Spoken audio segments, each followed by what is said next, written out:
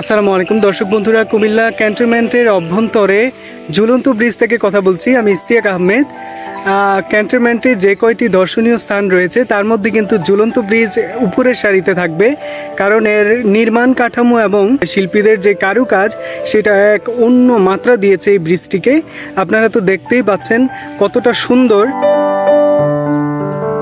কাঠের আর বাঁশ দিয়ে তৈরি, আশেপাশে একটু জালি লাগানো হয়েছে যাতে বাচ্চাদের অসুবিধা না হয়। এখন বেশি একটা পানি নেই, তাই খালটা শুকিয়ে আছে।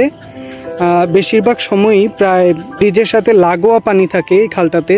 বিশাল বড় দুইটি পিলারের উপর কিন্তু এই ঝুলন্ত ব্রিজ স্থাপিত, তাই এটার উপর দিয়ে যখন মানুষ হাঁটে তখন দুই দিকে দুলে। অনেক মানুষ আবার এটাতে উঠতে অস্বস্তি বোধ করে। এটা রাঙামাটির ঝুলন্ত ব্রিজের আদলে তৈরি করা। বন্ধুরা, ওইটা হচ্ছে চন্দ্রকুটির, ওইটার কাছে আপনাদেরকে পরে নিয়ে যাচ্ছি। আগে এই মাঠটার সৌন্দর্য দেখুন, কত সুন্দর। একেবারে তারা বিদেশের আদলে এই গল্ফ সেন্টারটাকে তৈরি করেছে।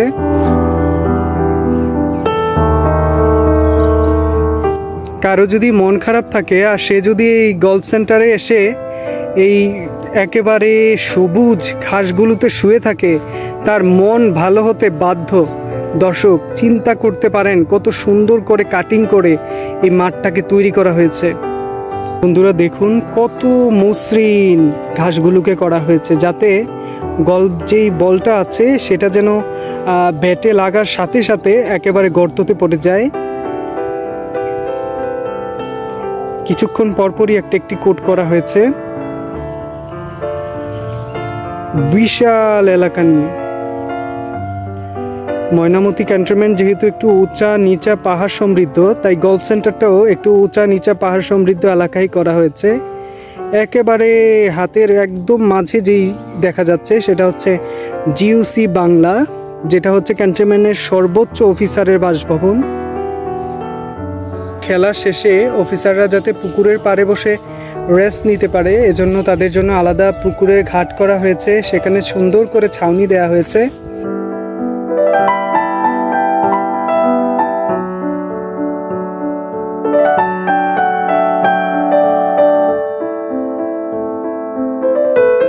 একেবারে শুয়ে গেলাম, কি আরাম বাতাস, আর চারপাশে কোলাহল মুক্ত পাখির ডাক। এত সুন্দর পরিবেশ আপনি কোথাও পাবেন না। ঢাকা বলুন, কুমিল্লা বলুন, আপনি যেখানেই থাকেন আপনাকে এই হ্যাসাল থেকে মুক্ত রাখবে এই জায়গাটা। আপনারা চাইলে যারা ক্যান্টনমেন্টের মধ্যে আছে তাদেরকে বলে ঢুকতে পারেন, যদি দেয় তাহলে তো সোনায় সোহাগা।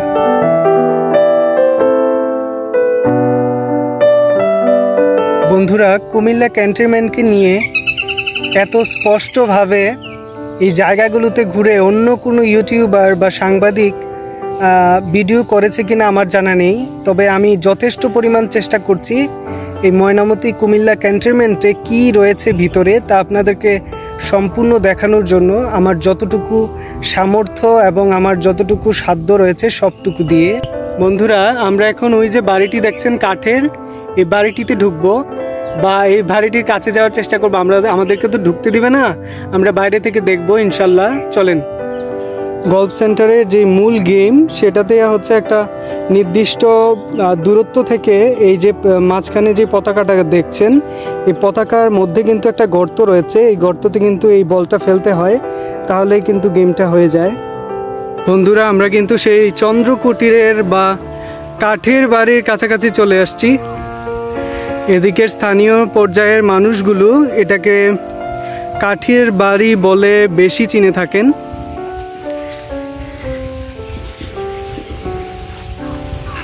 পুরোটাই যে কাঠ দিয়ে তৈরি তা কিন্তু নয়, কাঠ আর গ্লাসের সমন্বয়ে তৈরি করা হয়েছে। অসম্ভব সুন্দর। এটা কি কাজে আসলে ব্যবহার করা হয় আমার ঠিক জানা নেই।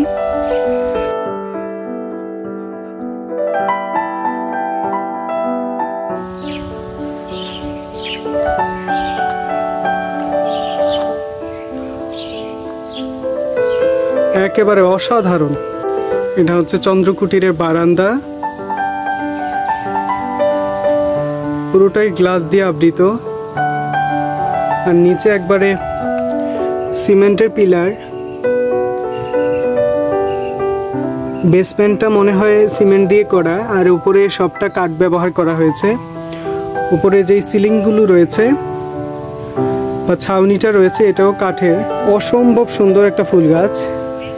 এটা হচ্ছে বেলি গাছ, বেলি ফুল গাছ। গন্ধে মোমো করছে আশেপাশের এলাকা।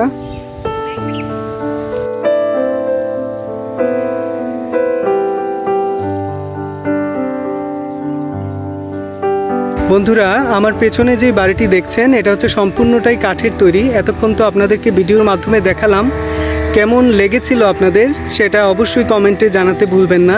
এই চন্দ্রকুটিরের কাছ থেকে আমরা এখন বিদায় নিচ্ছি। আজকের ভিডিও পর্যন্তই। সবাই ভালো থাকবেন, সুস্থ থাকবেন এবং ইশতিয়াক ব্লগের পাশেই থাকবেন। আল্লাহ হাফেজ। Oh Muhammad, you are my hero.